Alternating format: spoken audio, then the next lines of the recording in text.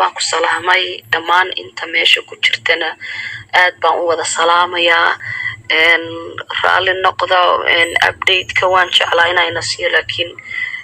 shalay baan soo laabtay habeenkii around 11 p.m. baan soo laabtay maantana waxaan ku mashquulsanaa arrimihii sanadka iyo hawshii runtii horta uu si fiican inoogu dhacday miiriyo badan oo aad u badan baan ka qayb galnay nimankii Heritage Foundation waan soo kulanay oo iyagana soo musabixi keenay annaguna runtii waxaan u sheegnay sidekeena in maaragtay dhibaato badan ay ka dhici karto inuu dagaal ka dhici karaan wadanka hadii ay la go'o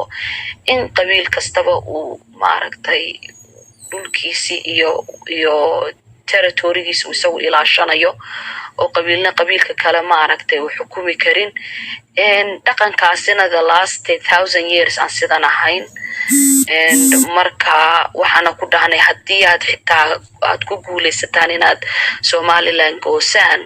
muhiimadooduna ay yihiin inay Chinese-ka ay Soomaaliya u soo dhawaanin waxaan ku dhahnay waxaad facilitate gareynaysan inaad